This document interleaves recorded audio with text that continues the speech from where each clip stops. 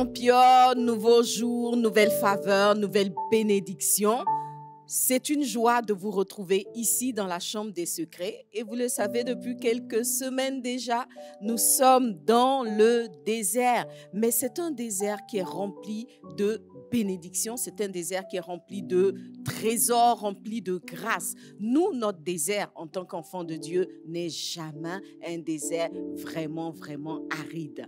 Parce que tu sais quoi, dans le désert, il se cache de vrais trésors.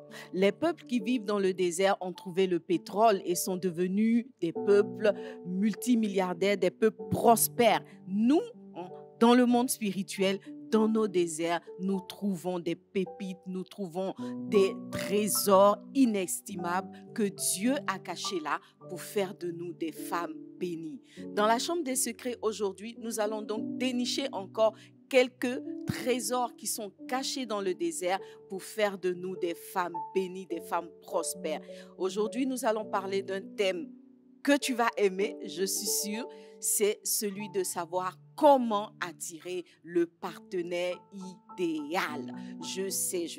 Il y a le groupe de celles qui sont OK, ouais, on y va pour les histoires de mariage et tout. Et puis, il y a celles qui disent, oh, on en a marre. Il n'y a que ce thème, ma chérie. On est dans une série qui concerne le mariage. Mais dans tous les cas, ce thème est aussi valable pour tout type de partenaire. Si tu comprends ce que je vais partager ce soir par le Saint-Esprit, tu vas pouvoir non seulement attirer le partenaire idéal pour le mariage, mais aussi tout type de partenaire, aussi bien dans les questions d'affaires que des questions amicales. Donc, suis bien ce que le Saint-Esprit va nous partager ce soir et nous allons découvrir ces secrets à travers l'exemple d'un couple qui est un exemple dans la parole de Dieu. Pour moi, en tout cas, c'est le meilleur couple de la parole de Dieu. Tu l'as deviné, c'est Isaac et Rebecca. Donc, sur la base des textes qui parlent de ce merveilleux couple, nous allons tirer quelques secrets pour savoir comment attirer le partenaire idéal. Et puis, parce que la chambre des secrets, c'est aussi l'espace, c'est aussi l'endroit où Dieu nous rejoint, c'est l'espace de la présence de Dieu. Nous allons confier toutes choses à notre Seigneur, à notre Père Céleste qui est là et nous a dévancés avant même que tu ne viennes dans ce lieu. Lui, il y était. Alors, je te dis bienvenue dans la chambre des secrets, là où Dieu règne, là où Dieu transforme des femmes ordinaires en femmes extraordinaires, là où Dieu résout les problèmes des femmes en leur révélant des secrets très, très, très personnels. On va donc rentrer dans la présence de Dieu et avant de commencer à prier, tu vas saluer une sœur qui est en ligne en lui envoyant un mot dans le chat.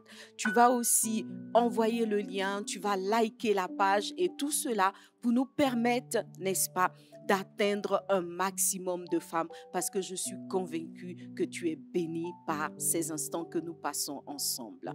On va donc baisser la tête et prier. Père, nous voulons te dire merci encore une fois pour le privilège de t'appartenir ou pour le privilège d'entendre ta parole et d'avoir l'opportunité de nous tourner vers toi si nous ne te connaissons pas encore. Prends le contrôle de ces instants, Papa.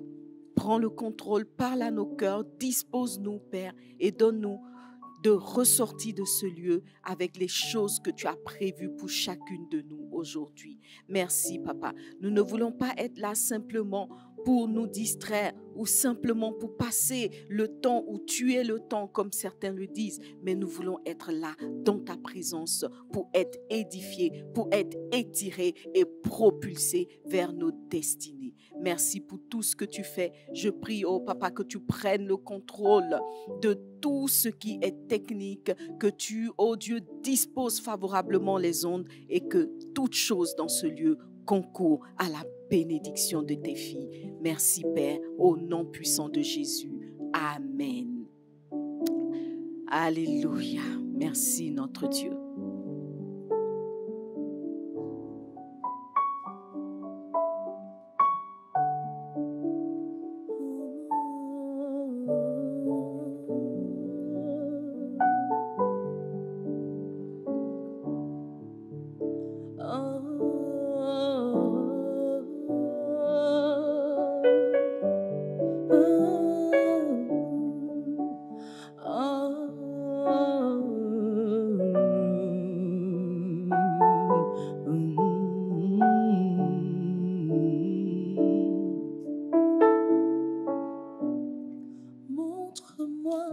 la voix. Révèle-toi à moi, montre-moi la voie, afin que je te connaisse. Montre-moi la voie, révèle-toi à moi, montre-moi la voie, afin que je te connaisse. Montre-moi la voie, révèle-toi à moi, montre-moi la voie, papa, afin que je te... Déclare-le avec nous, montre-moi, montre-moi la voie, révèle-toi, révèle-toi à moi, papa, montre-moi la voie, afin que je te connaisse. Montre-moi, montre-moi la voie, révèle-toi à moi, montre-moi la voie, afin que je te, montre-moi la voie, papa, montre-moi la voie, révèle-toi à moi, montre-moi la voie, afin que je te connaisse. Seigneur, ce soir, alors que nous entrons dans ta présence, nous soupirons après toi, Jésus. Nous soupirons après ta voix dans ce lieu. Montre-nous la voie, Seigneur. Peu importe l'endroit où je me trouve ce soir, montre-moi la voie, montre-moi le chemin, afin que je te connaisse, papa, afin que je te connaisse, mon Père. Montre-moi le chemin que tu veux que j'emprunte, Jésus. Montre-moi comment tu veux que je fasse, afin que je te connaisse. Montre-moi la voie, révèle-toi à moi, montre-moi la voie, afin que je te... Montre-nous la voie. Merci de nous montrer le chemin, papa. À nous, papa, montre-nous la voie cachées que nous avons besoin de savoir, afin que nous tu as dit dans te ta connaissions. Parole, mon peuple périt parce qu'il lui manque la connaissance. Père, nous avons besoin de savoir.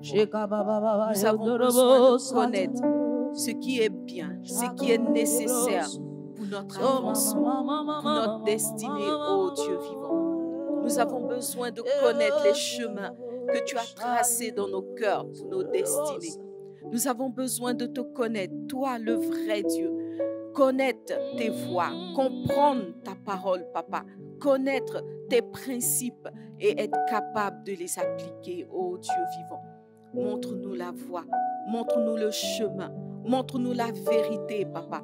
Ouvre nos yeux, ô roi. Sur toutes les voies où nous nous sommes égarés, papa, révèle-toi à nous. Dans nos questionnements, Père, révèle-toi à nous. Dans nos interrogations, papa, révèle-toi à nous. Oh Dieu, face à nos blocages, à nos complications, papa, face à nos incompétences ou à nos échecs, Père, nous avons besoin, Père, que tu nous montres la voie. Oh Père, montre-nous la voie. Montre-nous la voie pour marcher avec gloire, pour marcher avec sérénité, pour marcher avec victoire dans ce monde, oh Dieu de gloire. Père, montre-nous la voie. Éclaire nos chemins, papa. Éclaire-nous. Alléluia.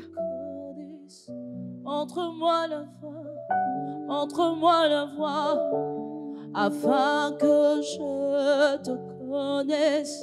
Montre-moi la voie, montre-moi la voie, afin que je te connaisse. Montre-moi la voie, montre-moi la voie, afin que je te connaisse. Montre-moi la voie, montre-moi la voie, afin que je te connaisse. Je veux te connaître, Oh Dieu, je veux te nous avons connaître, besoin de Jésus, toi, Papa. Jésus, Jésus, Jésus. Alors que nous sommes dans la chambre du secret, je m'attends à toi ce soir, Jésus. Je m'attends à ce que tu me parles, que tu m'enseignes. Je m'attends à toi, à toutes ces interrogations. Je m'attends à toi ce soir. Okorobo sakadarosa, re mama mama de shararobo soto, re kusata ya mama mama de rebo sokoma de rebo. Chaque manana de. Nous nous attendons à toi, Papa.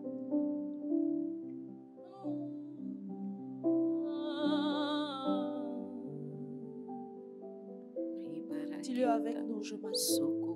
Je m'attends à toi, Dieu mon pourvoyeur, pourvoyeur.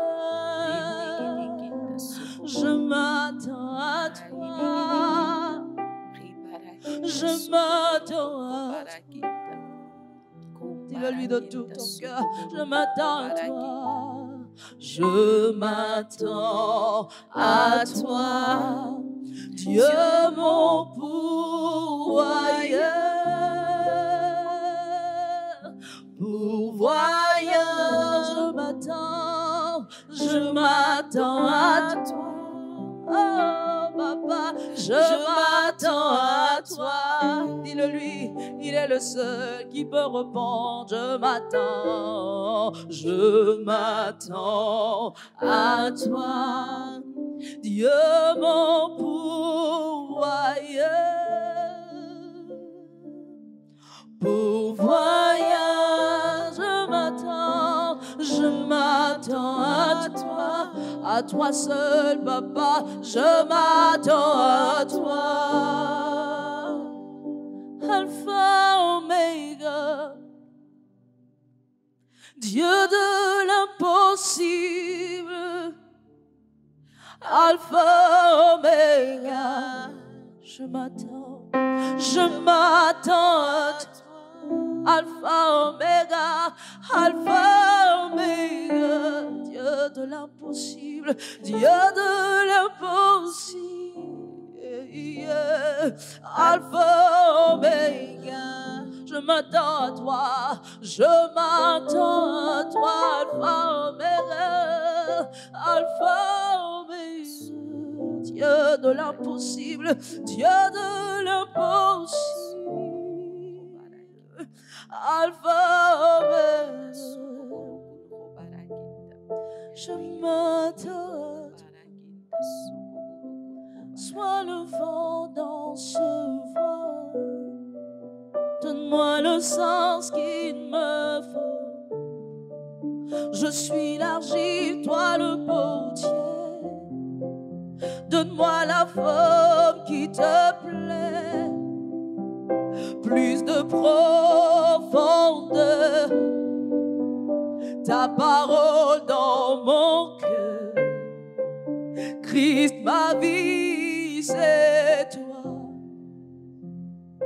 Jésus, toi seul, sois le vent dans ce voile, donne-moi le sens qu'il me faut. Je suis l'argile, toi le potier, donne-moi la forme qui te plaît, plus de profondeur, ta parole dans mon cœur. Christ, ma vie, c'est toi. Jésus, toi seul. Jésus, toi seul. Jésus, toi seul. Jésus, toi seul. Jésus, toi seul. Jésus, toi seul. Jésus, toi seul. Jésus, toi seul. Jésus, toi seul. Jésus, toi seul. Jésus, toi seul. Jésus, toi seul. Jésus, toi seul. Jésus, toi seul. Jésus, toi seul. Jésus, toi seul. Jésus, Merci toi Seigneur. seul. Béni sois-tu, Dieu vivant.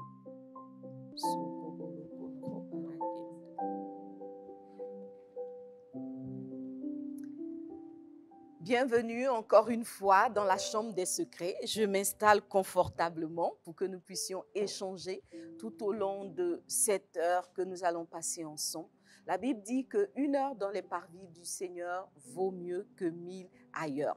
Bon, en réalité, il paraît que le texte, en fait, c'est pas il paraît. Normalement, le texte dit un jour dans ces parvis vaut mieux que 1000 ailleurs. Mais bon, si un jour vaut mieux que 1000 jours, c'est qu'une heure aussi vaut mieux que 1000 jours. Donc, il faut savoir que le texte biblique ne dit pas une heure, mais bien un jour dans ces parvis. Voilà, c'est ce que David a dit. Bon, n'empêche que nous avons une heure ce soir et nous allons essayer de capitaliser cette heure en partageant des secrets importants de la parole de Dieu, toujours pour faire de nous des reines, pour faire de nous des femmes de gloire. Et ce soir, nous sommes les reines du désert, nous sommes les reines dans le palais que le Seigneur nous a donné. Et ce palais, c'est la chambre des secrets.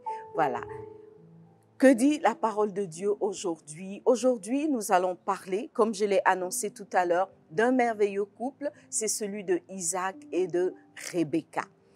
Le texte de Isaac et Rebecca, en fait, nous révèle beaucoup de secrets. Et moi, je voudrais particulièrement que ce soir, nous puissions nous attendre à avoir une réponse sur comment attirer le partenaire idéal. Vous le savez, Isaac et Rebecca sont un couple extraordinaire. Ils sont une particularité de couple dans la mesure où c'est un couple monogame. Voilà, Isaac a eu pour seule épouse Rebecca, ce qui n'était pas du tout commun dans l'Ancien Testament. Et de plus, ils ont vécu une histoire extraordinaire. Rebecca n'a pas eu d'enfant pendant 20 ans et au bout des 20 ans, elle a eu des jumeaux, n'est-ce pas? Et des jumeaux qui ont eu des destinées je dirais très impressionnantes parce que différentes. Parce que c'est des jumeaux, mais ils ont eu des destinées tellement différentes que c'est une façon pour nous, n'est-ce pas, de comprendre que Dieu a des plans pour chaque individu, même si ce sont des jumeaux. J'en profite pour lancer une salutation à mes frères, Pierre et Paul, qui sont des jumeaux, des vrais jumeaux, s'il vous plaît. Donc, je vous salue, Pierre et Paul. Je salue aussi Daisy, ma belle-sœur, si tu suis. Que Dieu te bénisse. Merci d'avoir décroché l'un des jumeaux. Aide-nous à trouver une épouse pour la seconde. Voilà. Nous allons donc partir dans la parole de Dieu et ouvrir nos Bibles dans le livre de la Genèse, le chapitre 24. On va faire une longue lecture. Je t'invite à être attentionné parce qu'il y a beaucoup de trésors qui se cachent dans ce texte. Il est dit, Abraham était vieux, avancé en âge, et l'Éternel avait béni Abraham en toutes choses. Nous le savons, on l'a vu il y a quelques semaines.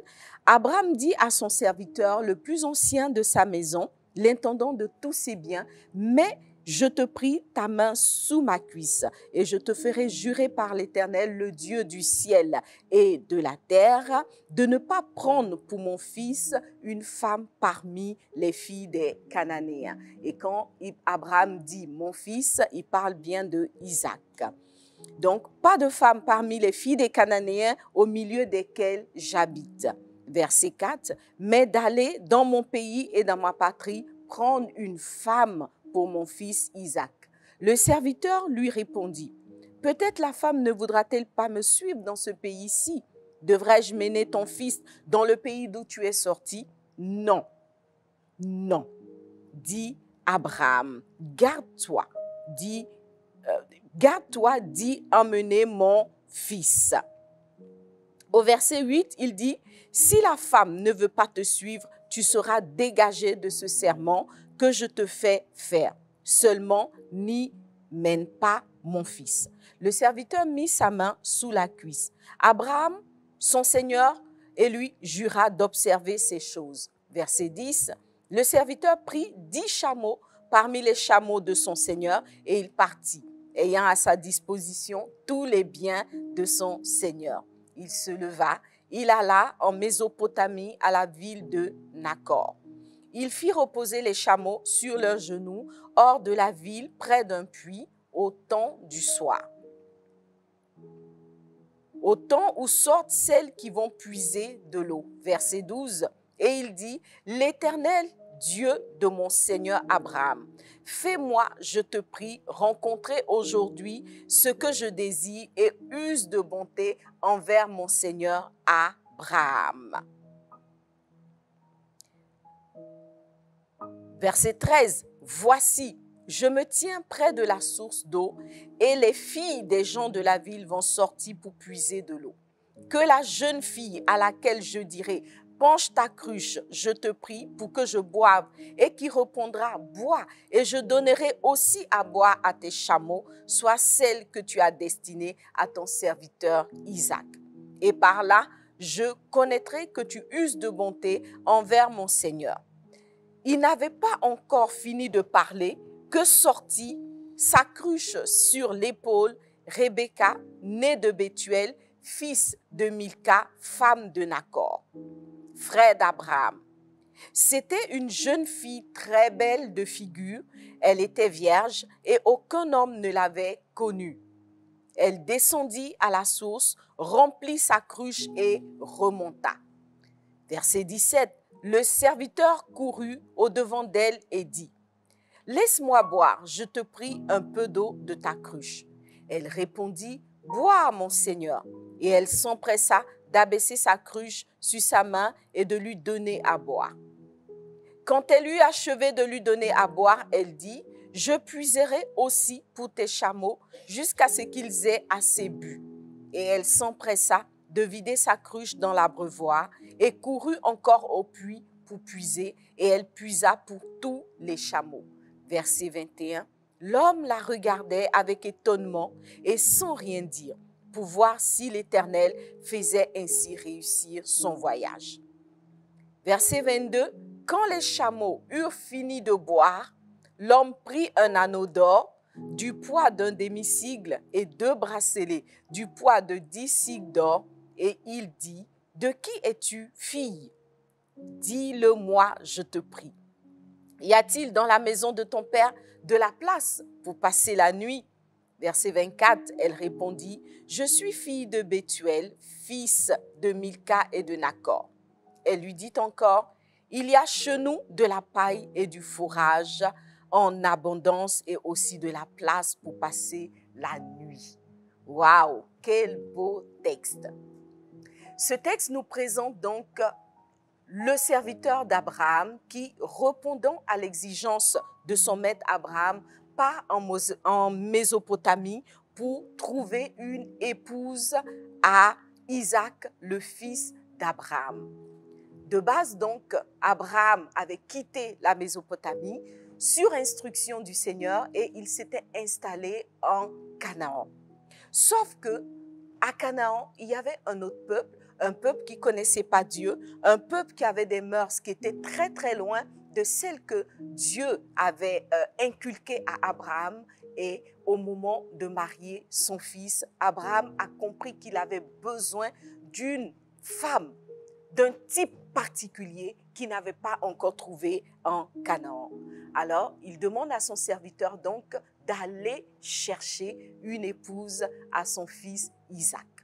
Je sais que quand on lit ce texte, tu commences à te poser des questions, puisque nous sommes dans une époque où on ne veut plus que nos parents choisissent nos conjoints. On se dit non, ce qui est important, c'est mes sentiments, c'est ce que je ressens, c'est ce que moi je veux, c'est ce que moi je désire. Tu vois donc que les émotions et les sentiments aujourd'hui guident beaucoup de nos choix, beaucoup de nos décisions. Mais dans ce texte, on n'a pas demandé la vie de Isaac, en tout cas pas en apparence, et on a envoyé le serviteur pour qu'il aille chercher une épouse. Mon premier point ce soir, ce sera de parler de mariage arrangé vs choix personnel. Oui, d'une certaine façon, on est en présence d'une situation de mariage arrangé.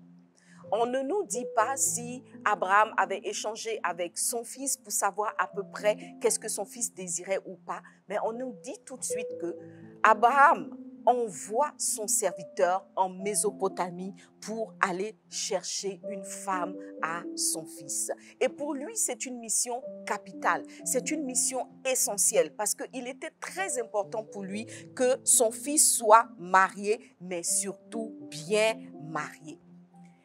La vérité, c'est que derrière cette mission que Abraham confie à son serviteur, il y a en vérité la main de Dieu. Il y a la main de Dieu. Lorsqu'on lit tout ce texte, on se rend compte que c'est vrai, Abraham a donné une instruction à son serviteur, mais en vérité, il comptait sur le Seigneur pour que la chose se passe bien, pour que la femme idéale, la bonne femme qu'il fallait à Isaac soit trouvée. Alors ma première question, c'est de savoir qui, toi, qui es marié aujourd'hui, qui a conduit ton choix? Qui t'a conduit dans le choix? Qui t'a aidé à trouver ton conjoint? Isaac et Rebecca, eux, ont décidé, en tout cas selon les textes que nous avons lus, de faire confiance au Seigneur. La question, c'est de savoir si l'implication, en fait, des parents dans la question du mariage est une bonne ou une mauvaise chose.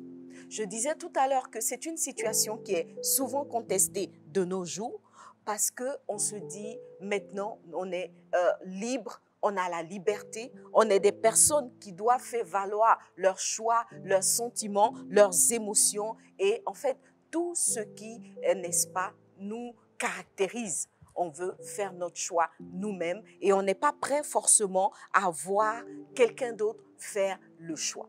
Mais Abraham, lui, s'est immixé dans le choix d'épouse de son fils. Il s'est immixé dans cette affaire.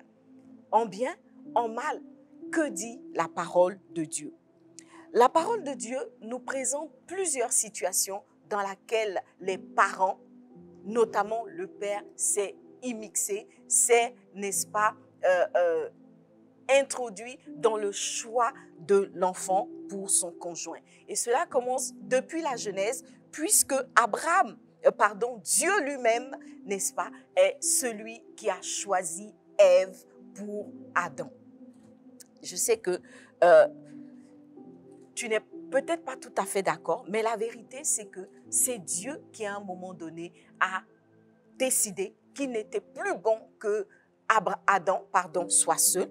C'est lui qui a façonné Ève parce qu'il avait décidé de faire une aide semblable à Adam. Il a ensuite conduit Ève vers Adam et vous connaissez la suite. Adam a été subjugué par le choix ou en tout cas la mission que Dieu venait d'accomplir en lui emmenant la femme que lui, Dieu, avait façonnée. Il y a aussi ce texte de de Josué 15, dans lequel on voit Caleb, le héros Caleb, donner des critères pour celui, en tout cas, des critères que celui qui devait épouser sa fille devait respecter ou devait résoudre. Donc, Caleb a demandé à celui qui voulait épouser sa fille d'aller conquérir une ville qui n'était pas du tout difficile, qui n'était pas du tout facile à conquérir. Et nous le savons, la ville a été conquise par celui qui a épousé Aksa. Et je te pose la question de savoir qui est-ce? Est-ce que tu peux l'écrire dans le chat? Je sais que tu as trouvé. Ça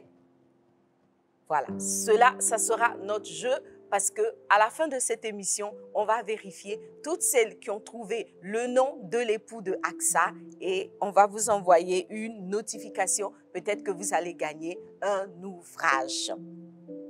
Je continue et je lis ce texte-là de Josué 15. Caleb dit, « Je donnerai ma fille Aksa pour femme à celui qui battra, qui jette ses fers et qui la prendra. » J'ai failli glisser et vous dire le nom de celui qui a remporté ce concours. Mais dans tous les cas, le plus important ici, c'est que Aksa n'a pas été libre totalement de choisir l'homme qu'elle voulait épouser. Il y a eu une immixtion. Comment on dit ça? Immixence. Voilà. En tout cas, son père s'est immixé dans cette affaire, hein, et il a imposé des critères à celui qui devait épouser sa fille. Dans le Nouveau Testament, on retrouve un texte qui parle aussi de cette capacité des parents à s'immixer dans le choix de leurs enfants. Et ça, c'est dans 1 Corinthiens 7, à partir du verset 36. Il est dit, « Si quelqu'un regarde comme déshonorant pour sa fille de dépasser l'âge nubile et comme nécessaire de la marier, qu'il fasse ce qu'il veut, il ne pêche point, qu'on se marie. » Verset 37, « Mais celui qui a pris une ferme résolution sans contrainte et avec l'exercice de sa propre volonté et qui a décidé en son cœur de garder sa fille vierge, celui-là aussi fait bien. » Donc vous voyez qu'à travers ce texte de 1 Corinthiens, on voit qu'il y avait une certaine décision des parents qui était importante dans l'acte de mariage. Quelle est notre situation aujourd'hui? Est-ce que nous sommes prêts à être accompagnés par nos parents? Je sais qu'il y a beaucoup de situations dans lesquelles les parents, s'étant immixés dans le choix de leurs enfants, il y a eu plus d'étincelles qu'autre chose. La vérité, c'est que l'attitude de ces parents n'est pas une attitude 100% no way, 100% pas de volonté des enfants. Non, c'est une participation. Le parent intervient pour un accompagnement. Il vient accompagner l'enfant, il vient accompagner le jeune homme ou la jeune fille dans son choix. Et la vérité, c'est que ce n'est pas une imposition. Les concernés restent à avoir un certain choix, une certaine volonté à exprimer.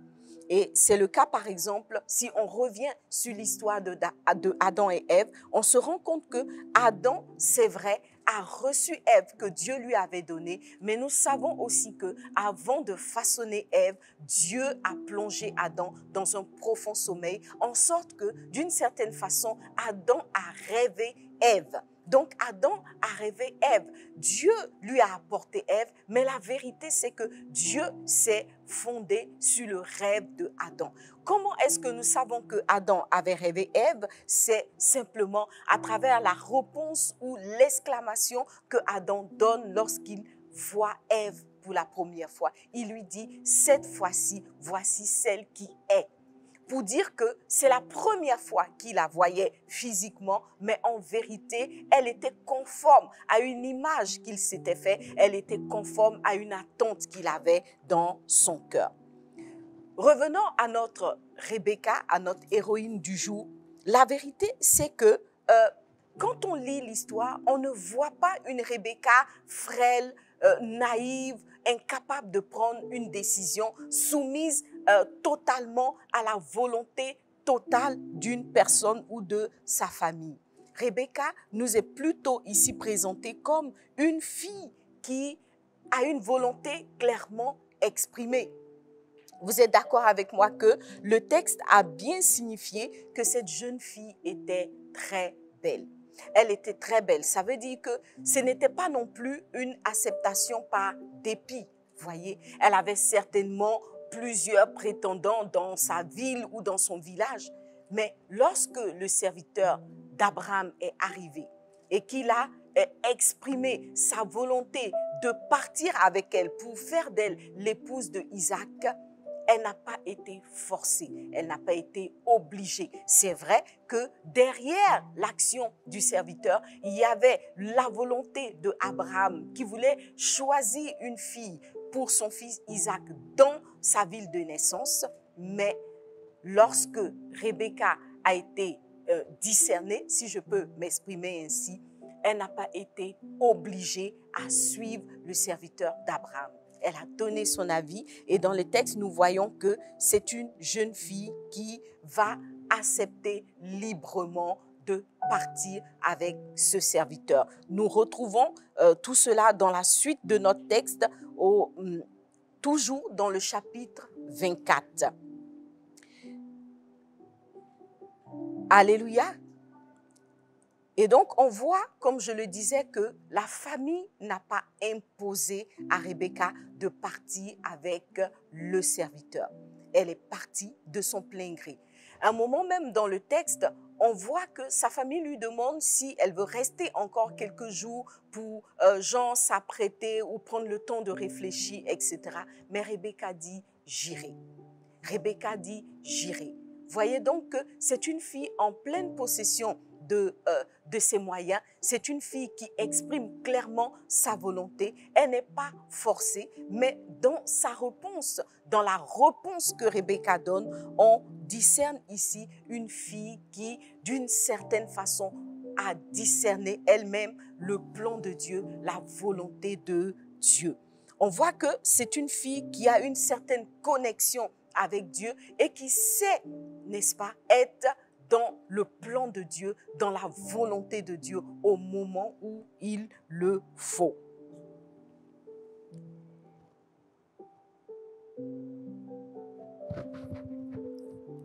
Et on va lire ensemble le texte de Genèse, toujours notre texte de Genèse 24, à partir du verset 57. Je prends mon texte.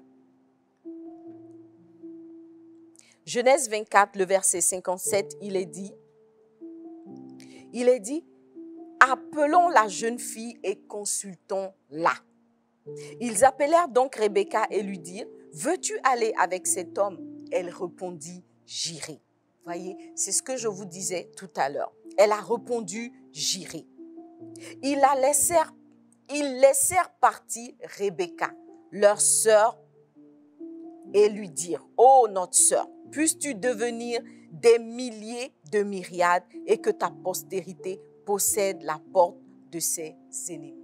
Donc Rebecca a pris une décision personnelle malgré l'implication familiale manifestée par la volonté d'Abraham. À côté de cette implication, elle a manifesté une volonté clairement exprimée. Et je disais tout à l'heure que cette fille nous révèle quelque chose de très fort. Voyez, elle n'était pas là où Abraham parlait à son serviteur. Elle n'avait pas en apparence une révélation particulière de ce qui allait se faire.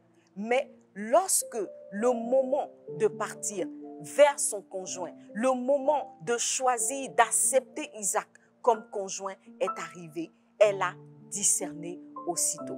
Voyez? Donc on découvre une fille qui est une fille de l'esprit.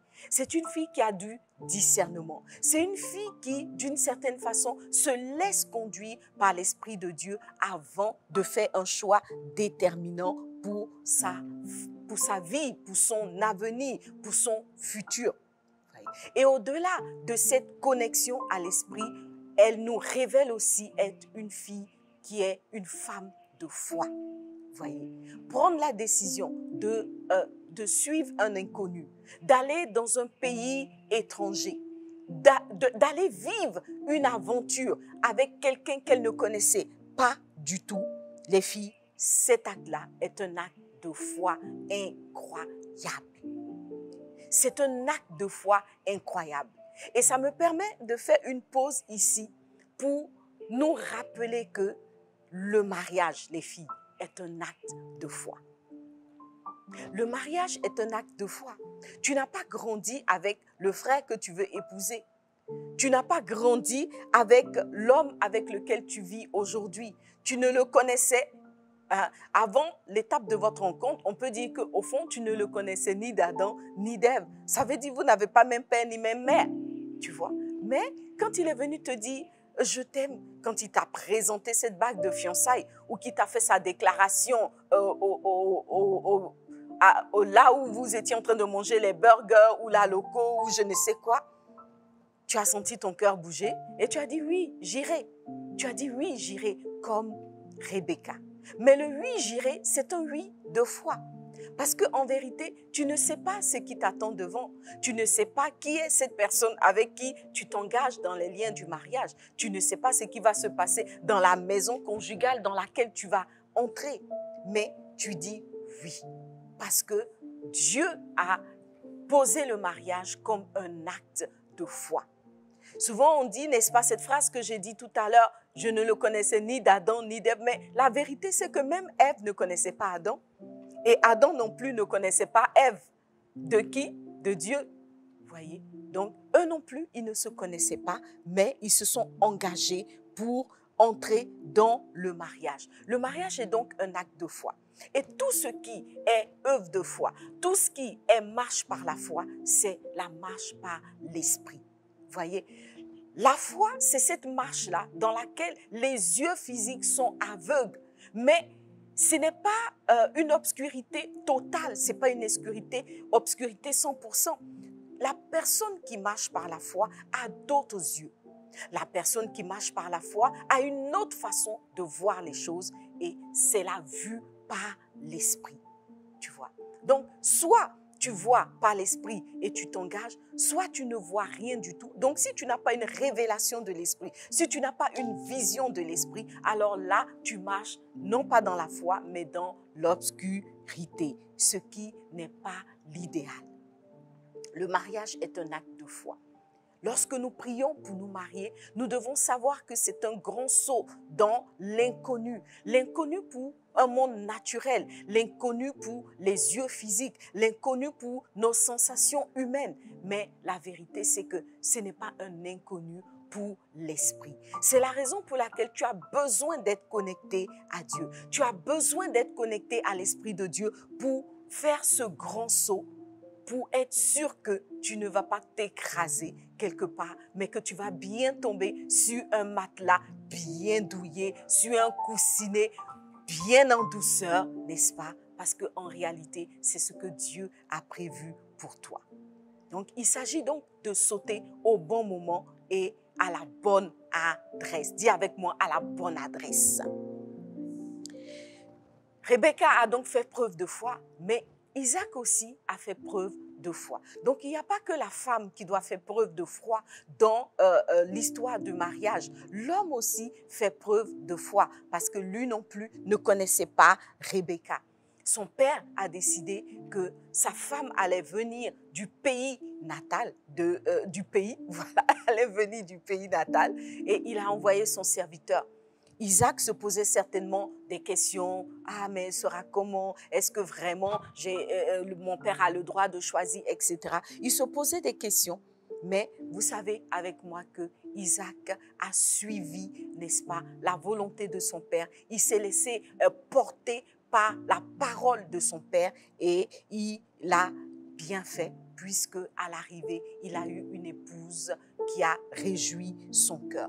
Marcher par la foi n'est pas facile, mais nous devons, en tant qu'enfants de Dieu, faire confiance à Dieu. Et c'est ce que Isaac et Rebecca ont fait. Ils ont décidé de faire confiance à Dieu. Donc, pour trouver le partenaire idéal, pour trouver le conjoint idéal, pour rencontrer la personne de destinée, la première chose, c'est de faire confiance à notre Père Céleste qui est Dieu. Et c'est vrai, on a parlé de nos parents physiques. Des fois, nos parents physiques aussi seront avisés et pourront nous accompagner dans ce choix, dans cette manifestation de foi. Parce que des fois, Dieu va utiliser nos parents comme les yeux que nous n'avons pas, les yeux de la foi, puisque nos parents, d'une certaine façon, verront plus loin que nous. Ça, c'est la première chose, c'est la foi et la confiance. J'ai foi en Dieu, j'ai confiance dans souvent les critères de mes parents, les avis de mes parents, et c'est ce qui va me permettre de poser la première pierre d'un partenaire idéal. La deuxième chose, c'est les bonnes dispositions intérieures. Voyez, les bonnes dispositions intérieures. Quand on lit cette histoire, pourquoi est-ce que Rebecca est entrée dans la volonté de Dieu? Parce que à la base, elle avait de bonnes dispositions intérieures. Les filles, pour rencontrer le bon partenaire, d'abord même pour trouver même quelqu'un, un candidat sérieux, il faut avoir de bonnes dispositions intérieures. Rebecca était une fille généreuse. C'était une fille serviable. Elle avait des caractères, des valeurs qui sont la générosité et la serviabilité. Je vous assure que les bonnes dispositions intérieures vont vous conduire à trouver le bon conjoint. Parce que la main de Dieu aidant, vous allez poser les actes qu'il faut et au milieu de tout ça, vous allez trouver le bon partenaire. Si vous êtes une personne complètement fermée, une personne uniquement orientée sur elle-même, si tu es une personne qui manque de générosité, tout pour toi et pour toi seul, je peux t'assurer que l'homme de ta vie va passer à côté de toi. Tu ne pourras pas le retenir. Tu ne pourras pas l'emmener vers toi, le diriger vers toi, parce que tu n'auras pas manifesté de bonnes dispositions intérieures. Le serviteur a donné des critères pour discerner celle qui était la femme idéale pour Isaac. Il n'a pas mis au nombre de ces critères qu'elle devait être Miss Univers.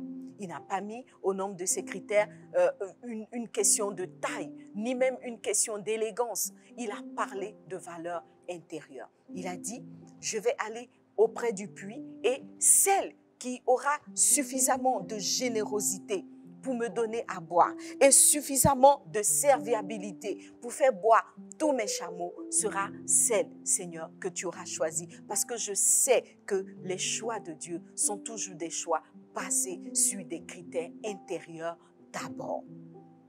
Et c'est ce qui s'est passé et Rebecca a remporté haut les mains, n'est-ce pas, ce critère. Alors la question que je veux te poser ce soir, si c'était toi qui t'étais retrouvé au bord du puits, si c'était toi qui étais à ce puits, le serviteur était là avec tout son troupeau de chameaux, qu'est-ce que tu aurais fait? Est-ce que tu aurais évoqué le fait que tu es pressé? Est-ce que tu aurais dit, mes bras maigres là, mes bras frêles là, comment je fais pour puiser de l'eau pour autant de chameaux? Qu'est-ce que tu aurais dit? Voyez, des fois, on ramène les choses essentielles à nous seulement. Tu vois, il faut pouvoir t'ouvrir, il faut pouvoir faire preuve de courage, il faut pouvoir faire preuve d'engagement. Tu vois, et souvent, beaucoup de filles ont trouvé le conjoint idéal dans des œuvres, dans des démarches d'engagement. Vous voyez, il y en a qui ont trouvé leur conjoint dans comment dire ça, des ONG, dans des mouvements où elles étaient en train de prendre soin des autres, en train de donner un peu de leur temps, un peu de leur vie pour les autres. Donc tu vois que le fait d'avoir des valeurs, des caractères qui se tournent vers les autres vont t'ouvrir les portes du conjoint idéal. La deuxième chose, c'est comme disposition intérieure, la deuxième chose, c'est l'attitude d'honneur aux parents et autres tuteurs. Tu vois, du côté de Isaac, ce n'est pas le côté serviabilité qui est mis en exergue, mais c'est bien cette capacité d'honorer son père, cette capacité d'avoir une certaine soumission vis-à-vis des directives de son père. Et cela a permis à Isaac de trouver le partenaire idéal. Je pense que cela n'est pas du tout étonnant venant de Isaac, puisque nous l'avons vu sur le mont Morija. Lorsque son père voulait le sacrifier en holocauste, il n'a pas résisté, il n'a pas fait des palabres à son père, il n'a pas eu une action de rébellion. Cela montre que depuis le début, Isaac est un homme qui a de bonnes dispositions intérieures. Les filles, si vous cherchez l'homme idéal, cherchez-le à l'intérieur de lui-même. Ne vous limitez pas au fait qu'il porte de belles chemises, au fait qu'il a le dernier jean à la mode, au fait qu'il est la star de la zone. Ne vous limitez pas au fait qu'il a une façon de marcher, etc. Franchement, allez au-delà de ça. Entrez en profondeur. Est-ce que c'est un homme d'honneur? Est-ce qu'il respecte sa parole? Est-ce qu'il respecte ses engagements? Parce que si c'est quelqu'un qui respecte ses engagements, si c'est quelqu'un qui respecte, qui est un homme d'honneur, si c'est quelqu'un, par exemple, qui respecte ses pères et mères, qui respecte ses amis, ou même vous pouvez vous trouver en présence d'un homme qui a eu une ex. Si cet homme-là respecte son ex, alors tu peux savoir que c'est quelqu'un de valeur qui va te respecter et qui va veiller à ce que tu sois une femme heureuse et épanouie. Mais si tu tombes sur un homme qui passe son temps à dire des vilaines choses sur son ex-fiancé, son ex, etc., et que toi, tu penses que tu vas être logé à meilleure enseigne, je t'assure que tu te trompes. Déjà, tu dois discerner que ce n'est pas un homme d'honneur, ce n'est pas un homme de valeur. Tu vois, si tu lui demandes pourquoi tu as quitté ton ex, il doit pouvoir te dire « Ah non, ça n'a pas marché » et s'arrêter là. Point barre. Mais s'il commence à te dire, tu sais quoi, laisse tomber. Et s'il commence à te dire ça, ce à quoi tu as pensé là, ou bien ce que tu as déjà entendu un homme dire, laisse-le, ma chérie. Ce n'est pas le partenaire idéal. Parce qu'un jour viendra où c'est toi qui seras cloué au pilori, c'est toi qu'il va accuser de ci ou de ça, c'est toi qu'il va vilipender dans la rue. Homme d'honneur. C'est ce que Isaac a manifesté. Il avait de bonnes dispositions intérieures. Il était prêt à écouter les conseils de son père. Soit parce que, pardon, je voulais dire, toi-même, sois une personne qui est prête à écouter les conseils de son père physique, de sa mère physique, mais surtout de son père spirituel, d'être à l'écoute du Saint-Esprit, n'est-ce pas? Si tu es une personne à l'écoute du Saint-Esprit, je peux t'assurer que non seulement toi-même, tu seras une partenaire idéale, mais en plus, tu vas trouver un partenaire idéal. Notre troisième point, si tu as suivi mon développement, on est parti d'abord du premier point qui était mariage arrangé vs choix libre. Et nous avons compris que, en fait, il faut le mélange des deux, il faut un mix des deux. C'est vrai, j'ai une volonté, j'ai un choix à exprimer, mais avant tout ça, j'ai besoin de connaître la volonté de mon Père. J'ai besoin d'entendre ce que Dieu pense, ce que Dieu veut pour moi.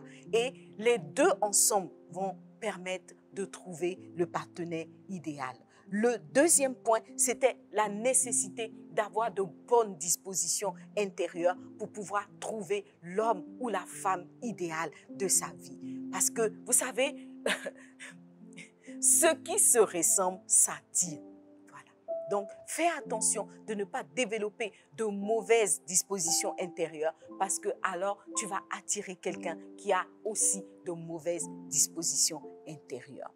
Le troisième point, c'est le point que j'aime le plus ce soir, c'est célébration de gloire pour un mariage de gloire. Les filles, quand nous lisons le texte, il y a une façon dont Rebecca est arrivée vers Isaac. Elle a accepté de suivre le messager.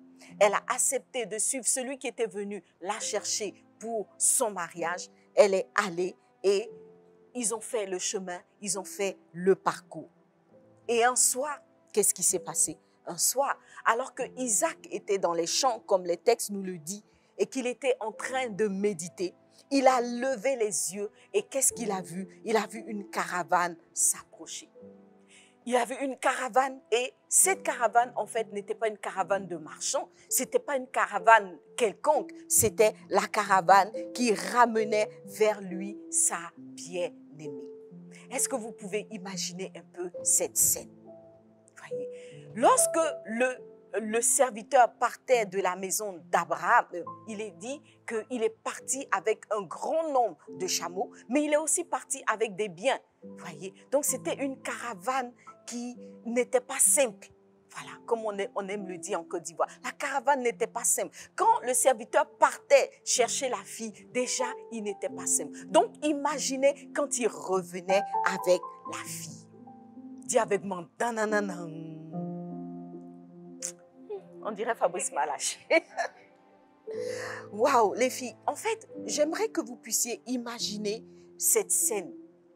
Voyez, le serviteur qui revient avec toute sa cour, tous ses chameaux et tous les serviteurs. La Bible dit aussi que Rebecca elle-même a été accompagnée par ses servantes. Et allant à la rencontre de son époux, vous imaginez que Rebecca n'était pas simple. Elle n'était pas dans le boubou qu'elle portait pour aller puiser l'eau. Hein. Elle n'était pas dans le boubou pour pète les troupeaux et tout. Non, elle était apprêtée. Voyez, parce qu'elle allait à la rencontre de celui qui était l'homme de sa destinée. Et elle est arrivée. Imaginez un peu le pas de ces caravaniers, le pas de cette troupe de chameaux. Imaginez un peu Rebecca avec tous ses apparats. Bon, aujourd'hui, j'ai essayé de faire un peu comme Rebecca, mais il manque, tu vois, non, la voilette et puis les bijoux qui tombent sur le visage et tout. Enfin, les filles, j'ai essayé d'imaginer ce truc-là. Et je me suis dit, waouh! Voyez, la Bible dit que Isaac a levé les yeux. Il a vu cette caravane et qu'est-ce qu'il a fait? Il s'est levé aussitôt. Pourquoi est-ce qu'il s'est levé? Parce que cette caravane transportait quelque chose de spécial pour lui, mais elle avait une allure spéciale, une allure particulière. Pour dire que on ne va pas au mariage comme ça. Voyez, on ne va pas au mariage comme ça. Comment j'imagine la scène dans laquelle Rebecca est arrivée? Je me dis, waouh, c'est une scène qui est digne des plus grands wedding planners. Voyez, aujourd'hui, on parle de wedding planner, etc. Restez tranquilles, les wedding planners. Vous n'avez pas commencé aujourd'hui. Ils n'ont pas commencé aujourd'hui. La façon dont Rebecca est entrée en scène. Voyez, non. Quand vous regardez les vidéos de mariage aujourd'hui sur YouTube et tout, non, dites-leur, restez tranquilles. Ça n'a pas commencé avec vous. Voyez, la gloire de la cérémonie de mariage n'a pas commencé avec les wedding planners. Quand vous prenez par exemple l'histoire de Jacob plus tard, le fils de Isaac, voyez non, la Bible dit son mariage a duré 1 semaine. 1 semaine. Donc, quand on dit mariage, les filles, je comprends pourquoi vous êtes en ébullition. Parce qu'un mariage n'est pas simple, c'est vrai. Et ça a été le cas de Isaac et Rebecca. Cette petite parenthèse, en fait, pour dire que c'est vrai, la cérémonie de mariage est une chose qui est très, très importante. La cérémonie de mariage est importante. Voyez, quand on lit ce texte sur Isaac, moi, ça me laisse une impression durable. Et je comprends, en fait, pourquoi est-ce que Isaac a toujours eu cette attention particulière pour sa femme Rebecca. Voyez, la façon dont elle est entrée dans sa vie. Voyez, tout le cheminement et toute cette vision de gloire qu'il a eue lorsque Rebecca est apparue. Donc, c'est vrai, la cérémonie du mariage a de l'importance. Ce n'est pas simple, les filles. Il faut préparer la cérémonie avec sérieux. Voyez. Donc, on ne se lève pas le matin comme ça pour dire « je vais à la mairie pour me marier ». Il y a un peu de préparation quand même. On a parlé de la préparation spirituelle, mais il y a aussi une préparation physique et matérielle. Parce que cette cérémonie-là va être un socle, des fois sur lequel, n'est-ce pas, vous allez pouvoir vous appuyer pour vous souvenir de cette époque-là. Et qui sait, ça peut changer beaucoup de choses lorsqu'il y a les éclats de voix, lorsqu'il y a des petites disputes. Souviens-toi seulement de comment tu es rentré, n'est-ce pas, à l'église. Comment tu es rentré à l'église sous ce chant merveilleux, cette mélodie. Des fois, même toi-même, tu as chanté. Tu vois, non? Toi-même, tu as chanté. Souviens-toi comment tu transportais le bouquet. Bon, je dis transporter parce que tu n'attrapais pas simplement. Tu vois comment tu t'es agrippé au bouquet comme ça. Là. Tu vois, non? Donc, la cérémonie est très importante aussi. Parce qu'elle va laisser dans ton cœur, elle va laisser dans ton âme un souvenir indélébile qui peut être un appui en temps de crise ou dans les moments de nécessité. Et pour moi, cela a été le cas de Isaac et Rebecca.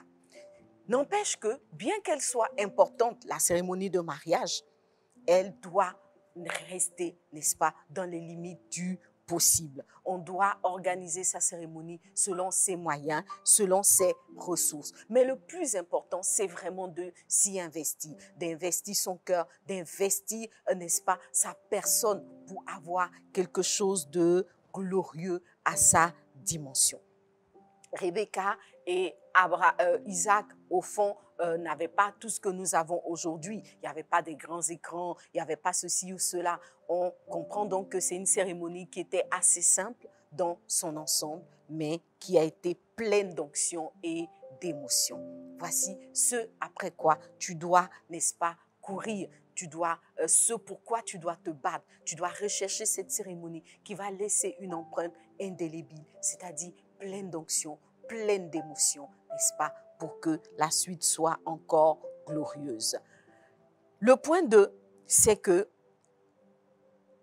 Isaac et Rebecca n'ont pas simplement réussi leur entrée, n'est-ce pas, dans le mariage, c'est-à-dire ce n'est pas tout ce qui était autour seulement qui a été important, mais il y a aussi le fait qu'ils ont manifesté des valeurs intrinsèques. On a parlé des valeurs tout à l'heure, mais le texte qui nous parle de leur rencontre le jour du mariage nous révèle aussi des valeurs très, très importantes. Donc, la cérémonie est importante, mais il faut savoir qu'au-delà de la cérémonie, il y a une vie de couple qui doit être bâtie. Il y a un mariage qui doit être bâti. Je suis en train de dire à une fille que le mariage, ce n'est pas d'abord la cérémonie. Ou si tu veux, ce n'est pas que la cérémonie. En réalité, il y a la cérémonie, tout ce qui va précéder le mariage et ensuite il y aura le mariage. Le mariage commence après la cérémonie. Tu vois? Et le texte ici nous révèle en fait qu'est-ce qui a fait que le mariage de Isaac et Rebecca a été une réussite. Dans Genèse 24, le verset 62, il est dit « Cependant, Isaac était revenu du puits de Lacaï-Roi, et il habitait dans le pays du Midi. Un soir qu'Isaac était sorti pour méditer dans les champs, il leva les yeux et regarda, et voici les chameaux arrivaient. » Au verset 64, il est dit, encore une fois, « Rebecca leva aussi les yeux, vit Isaac et descendit de son chameau. Elle dit au serviteur, verset 65, « Qui est cet homme qui vient dans les champs à notre rencontre ?» Et le serviteur répondit, « C'est mon Seigneur. » Alors elle prit son voile et se couvrit. Et la suite du texte nous dit que Isaac est allé vers elle et il l'a emmenée dans sa tente et elle est devenue son épouse. Ce sur quoi je voulais attirer notre attention maintenant, c'est le fait qu'il est dit que Isaac revenait du puits de Lacaï-Roi. Les filles, entre nous, quelle est l'importance de signaler que Isaac revenait du puits? Voyez, de prime abord, ça n'a aucun intérêt. Il revenait du puits. Et je suis sûre que tu vas dire, so what? Et alors? Tu vois, il revenait du puits. Ça paraît, n'est-ce pas, une information qui vient comme un cheveu sur la soupe. Il doit rencontrer la femme de sa vie. Mais on dit qu'il venait du puits, de Lacaï-Roi. La vérité, c'est qu'il y a une information, il y a un enseignement spirituel, un enseignement profond ici. Il y a une information capitale que Dieu voulait nous donner dans cette situation de Isaac qui revenait du puits. La vérité, c'est que Lacaï-Roi signifie le vivant qui me voit. Lacaï-Roi signifie le vivant qui me voit. Et pour moi, selon l'instruction que le Saint-Esprit m'a donnée, cela signifie que non seulement Isaac sortait de la présence de Dieu, mais en plus, il demeurait dans une position de quelqu'un que Dieu voit constamment. Voyez, cela révèle un homme qui va se marier, mais qui a pris du temps dans la présence de Dieu. Voyez, Isaac sortait de la présence de Dieu. C'est ça que tu dois noter ici. Il n'avait pas passé le temps au bar. Il n'avait pas passé le temps dans les boîtes de nuit. Il n'avait pas passé le temps à faire du shopping à n'en pas finir. Il n'avait pas non plus passé le temps devant son ordinateur à surfer sur je ne sais quoi. Il venait de la présence de Dieu. Tu vois, il venait de la présence de Dieu. Et il est dit qu'il demeurait dans cette présence-là. Il était sous les regards du vivant. Le vivant ici, c'est Dieu qui le voit. Cela signifie que c'était un homme spirituel. Et cela signifie aussi, si on va plus loin, que Isaac était quelqu'un qui n'avait rien à cacher. Voyez, il n'avait rien à cacher. Il était, comme la Bible dit de Adam et Ève, il était nu. Il était nu devant Dieu et il allait être nu toute sa vie devant son épouse Rebecca. Tu vois, il est important de trouver un homme qui vient du puits de Lacaille Roi. Le frère que tu poursuis, il vient d'où? Tout à l'heure, il était où? Hier soir, il était où? Avant-hier, il était où? Retrace un peu son agenda. Et en retraçant son agenda, tu sauras si c'est l'homme idéal, si c'est le partenaire idéal, si c'est l'homme parfait. Où est-ce qu'il aime passer le temps? Si tu lis le texte, en retournant dans le texte, il est dit, avant qu'il ne lève les yeux pour voir Rebecca arriver, Isaac était en pleine méditation. C'était un homme de prière, un homme de méditation, un homme qui aimait la présence de Dieu. Tu vois? Donc c'est capital de retrouver ces ingrédients, de retrouver ces caractères dans la vie de l'homme que tu veux épouser ou dans la vie de l'homme que tu veux emmener à t'épouser. Un homme de prière, un homme de méditation. Rebecca, quant à elle, nous est décrite comme étant sur le chameau au moment où elle voit Isaac de loin. Et qu'est-ce qu'elle fait? Elle descend de son chameau. La Bible dit qu'elle descend de son chameau lorsqu'elle voit Monsieur Isaac. Et elle se voile le visage. Cette information qui, en apparence, n'est qu'une information, nous révèle aussi le secret de la longévité du couple de Isaac et Rebecca. Rebecca nous révèle une femme pleine d'humilité, une femme pleine de soumission, une femme pleine de respect, n'est-ce pas? Elle respecte l'homme qui est désigné comme étant son futur époux. Et puis, cela nous révèle aussi, son attitude nous révèle une femme pleine de pudeur et une femme qui sait garder le mystère. Les filles, j'ai souvent parlé de la nécessité du mystère dans la vie de la femme qui veut trouver le partenaire idéal. Voyez. Et c'est ce que Dieu nous montre à travers ce geste de Rebecca qui, lorsqu'elle voit l'homme de sa vie en face, se voile le visage, se voile la face.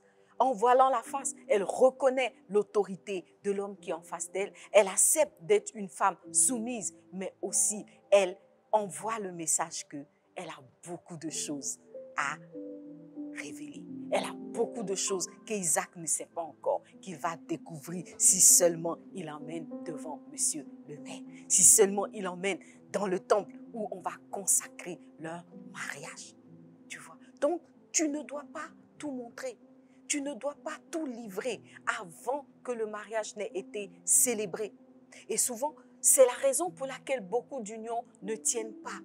Parce que justement, il n'y a pas ce côté mystérieux que la femme est capable de garder. Quand Dieu nous exhorte et qu'il dit qu'il n'est pas bon de connaître l'homme avant le mariage, quand Dieu nous exhorte n'est-ce pas, à la sainteté, à ne pas marcher dans l'impudicité, à ne pas vivre une vie dissolue avant le mariage, c'est simplement parce qu'il sait que, comme Rebecca et Isaac, c'est un ingrédient essentiel de la longévité du couple. C'est quelque chose d'essentiel qui va faire que tu vas rester la seule femme dans la vie de cet homme. Dis avec moi, mystère. Mystère. Et le mystère, c'est la sainteté. C'est le fait de pouvoir cacher des choses. Mais c'est aussi le fait d'avoir toujours dans ton sac des choses à révéler. Que Dieu te bénisse abondamment. La suite, nous la connaissons. Je le disais tout à l'heure, c'est le fait que le couple de Isaac et Rebecca a été un couple extraordinaire dans la mesure où c'est l'un des rares couples monogames de l'Ancien Testament, sinon même de toute la Bible, tu vois. Après Adam qui a été monogame, le deuxième monogame que la Bible nous présente, c'est Isaac. Il a gardé Rebecca comme seule reine de sa vie.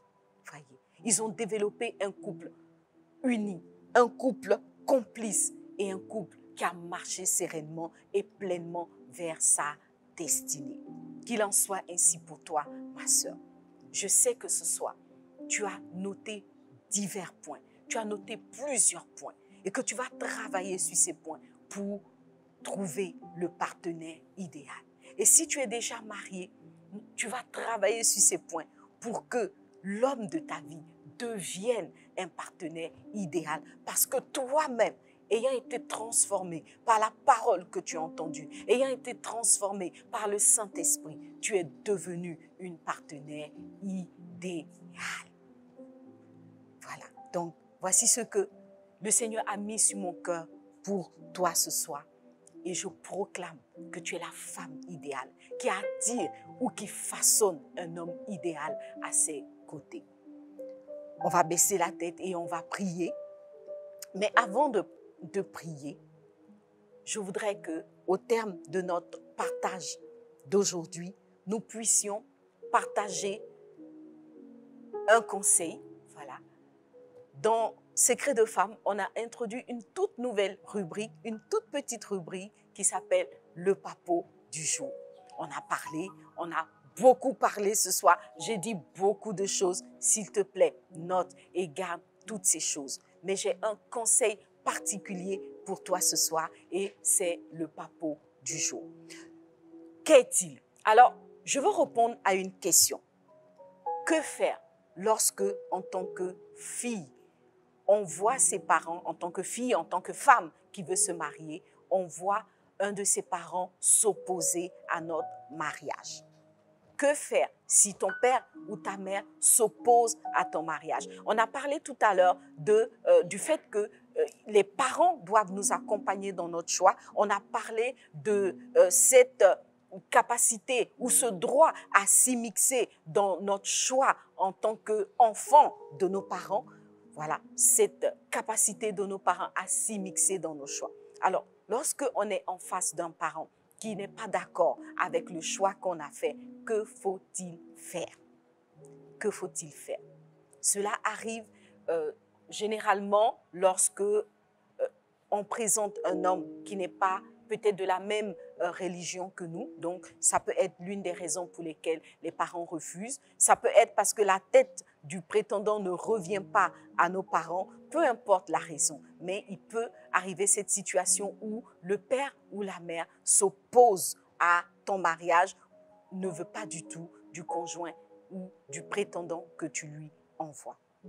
La solution, la première chose, c'est d'abord d'adopter une attitude d'honneur vis-à-vis de ton parent. Voilà. Vis-à-vis de ton père ou de ta mère. Tout part de là. Tu ne dois pas entrer dans des envolées lyriques, te verser, rentrer dans tous tes états, commencer à dire ceci ou cela à tes parents. La première chose, attitude d'honneur. Je garde le silence, je fais comprendre à mon père et ou à ma mère que je respecte son point de vue, je respecte son avis. Première chose. La deuxième chose, c'est que tu dois chercher à comprendre qu'est-ce qui motive l'attitude ou la décision de ton parent réticent. Pourquoi est-ce que ton père ou ta mère s'oppose à cette union? Tu dois chercher à comprendre le fond des choses. En parlant avec le parent, écoute le parent, laisse-le te partager pourquoi est-ce qu'il estime que ce candidat n'est pas le bon. Écoute-le, il te dira Il te dira, je ne suis pas d'accord avec ceci ou cela. Il te dira, sa tête ne me revient pas parce que ceci ou cela. Et à la suite de cet échange, tu pourras avoir une idée beaucoup plus claire de la raison pour laquelle ton parent s'oppose. N'écoute pas les on-dit. N'écoute pas les personnes à côté qui vont te dire, oui, ton père, on n'aime pas ton fiancé parce que ceci, parce que cela. Non, va à la source de l'information. Écoute le parent lui-même et le parent lui-même te donnera ses raisons. Une fois que le parent t'aura donné ses raisons, analyse la situation. Est-ce que ce que mon père ou ma mère dit est fondé? Tu vois, si par exemple ton parent attire ton attention sur une attitude dissolue du conjoint que tu veux, avec lequel tu veux t'engager, alors tu dois avoir l'honnêteté de reconnaître que ton parent a raison. Tu vois, tu as envoyé un fiancé, mais on se rend compte qu'il passe son temps à mentir, ou bien on réalise que c'est un VI. Tu vois, non. Des fois, les parents ont des infos que tu n'as pas. Hein. Tu vois, le gars, il te dit, oui, il est ministre dans tel pays. En temps, ton papa, il connaît le président du pays, il connaît tous les ministres. Celui-là, son nom n'est pas dans la liste des ministres. Tu vois? Donc, ton père te dira, ton gars, là, fais attention, c'est un VI, il n'est pas dans la liste des ministres. Tu vois? Donc, il faut écouter le parent. Il va donner ses raisons et tu dois analyser ses raisons. Si ce sont des raisons valables, alors tu parles avec ton parent et tu demandes qu'est-ce que nous devons faire. Et tu écoutes les conseils que tes parents vont te donner. Si quand tu analyses, tu te rends compte que ce sont des raisons fallacieuses, ce sont des raisons qui ne sont pas fondées. Par exemple, il n'aime pas le look du frère, il n'aime pas l'ethnie du frère, il n'aime pas la nationalité du frère, ou il ne partage pas la religion du frère. Normalement, il doit être de la même religion que toi, mais peut-être le père est d'une autre religion, donc il n'est pas d'accord. Tu vois, donc quand il y a un avis qui est plutôt fallacieux, essaye de parler avec ton parent et de lui faire comprendre ta position, en fait, d'essayer d'emmener ton parent à la raison. Et si, malgré tout ça, il reste fermé, il reste verrouillé sur sa décision, alors tu dois entrer en prière. Tu vois, tu dois entrer en prière. Si toi, tu reconnais que ce sont des avis pas fondés, alors tu rentres en prière et tu dois veiller à ramener le cœur de ton parent réticent avant de t'engager dans ce mariage, parce que tu dois savoir que ton parent a un pouvoir de bénédiction sur ton mariage et il est très important que ton parent bénisse ton mariage. Voilà, donc c'était le papo du jour. Je ne sais pas si tu es dans la situation. Si c'est ton cas, applique le papo et tu verras la gloire de Dieu. Tu verras que les choses vont se décanter. Nous allons donc baisser la tête et prier. Père, nous voulons te dire merci pour tout ce que tu fais. Merci pour ta grâce divine. Merci pour ton amour. Merci pour ta bonté. Merci pour ta fidélité. Merci pour toutes ces choses, ô Dieu vivant, que tu nous as donné de partager aujourd'hui. Nous te sommes tellement reconnaissants, Seigneur, pour ces secrets, pour toutes ces pépites de la parole de Dieu sur lesquelles tu viens mettre le projecteur, Papa, pour nous donner, ô Dieu de gloire, d'ajuster notre marche et d'entrer pleinement dans notre destinée de reine et de princesse du Seigneur. Prends le contrôle, Papa, dispose-nous. Donne-nous, comme Rebecca, d'avoir de bonnes dispositions intérieures. Donne-nous, ô Dieu de gloire, de nous laisser conduire par des choses essentielles plutôt que par des détails, Papa. Donne-nous d'entrer dans ta pensée et de marcher comme toi, tu veux que nous puissions marcher. Merci pour tout ce que tu fais, Dieu vivant. Conduis une sœur qui a besoin d'être éclairée. Conduis une sœur, ô Dieu de gloire, qui a besoin de trouver le partenaire, le conjoint idéal. Assiste une femme qui a besoin de transformer son mari en conjoint idéal. Seigneur, prends le contrôle de toutes choses. Glorifie ton nom. Au nom puissant de Jésus. Amen. Amen. Amen. Tu vas acclamer le Seigneur avec moi. Et on va chanter ensemble ce cantique qui dit « Plus de toi, Seigneur ». Nous allons terminer ce moment en adorant notre Dieu, lui demander plus de lui, plus de son esprit. Nous avons parlé du Saint-Esprit ce soir. Nous avons parlé des valeurs de Dieu. Nous avons parlé de la nécessité de nous laisser conduire par la volonté de Dieu. Et tout cela, c'est parce que Dieu est en nous, parce qu'il est plus en nous que nous allons y arriver. Merci Seigneur Jésus-Christ. Seigneur, plus de toi, plus de toi, plus de toi, plus de toi, Seigneur, plus de toi, plus de ta ressemblance, plus de ta ressemblance, plus de toi, plus de discernement, plus de discernement de ta voix, de ta volonté, Seigneur, plus de toi, plus de toi, plus de toi, Seigneur, plus de toi, Seigneur, plus de toi, plus de ta ressemblance, plus de ta ressemblance, plus de toi, plus de discernement, plus de discernement de ta voix, de ta volonté, Seigneur, plus de toi. Merci notre Dieu. Tu vas acclamer le Seigneur avec moi. Alléluia. Voilà, donc nous avons fini notre partage de ce jour. Et avant de nous quitter, je voudrais t'encourager à faire une offrande. La Bible dit que je ne viendrai pas dans la présence du Seigneur les mains vides. Cela signifie que chaque fois que nous avons l'occasion d'être connectés à la parole de Dieu, nous devons prendre l'habitude de faire une offrande. Je t'invite donc à faire une offrande en suivant les instructions qui s'affichent maintenant à l'écran. Et si tu es dans la salle, tu vas faire une offrande en présentiel, voilà. Et cela nous permettra d'entretenir la chambre des secrets pour que Dieu se révèle davantage à nous, pour faire de nous des victorieuses. Voilà, et avant de terminer, je voudrais rappeler que nous sommes à quelques jours de cette journée très très spéciale qui est la journée internationale des droits des femmes et ça sera le mardi 8 mars 2022. Par rapport à cette journée, nous voulons bénir Dieu pour toutes les femmes et notre prière est que chaque femme, où qu'elle soit, quoi qu'elle fasse, ait ses droits respectés, qu'elle puisse être une femme épanouie, une femme qui entre pleinement dans sa destinée parce que ses droits ne sont pas bafoués. Donc, nous aurons beaucoup de célébrations en ligne partout. Les églises Vase d'honneur aussi vont célébrer les droits de la femme, ou plus exactement les femmes. Et cela, c'est à partir du 8 mars. Que Dieu te bénisse abondamment, qu'il relève tes droits où que tu sois et que sa faveur soit pleinement avec toi. Nous nous retrouvons donc vendredi prochain dans la chambre des secrets pour une autre aventure. Bye bye.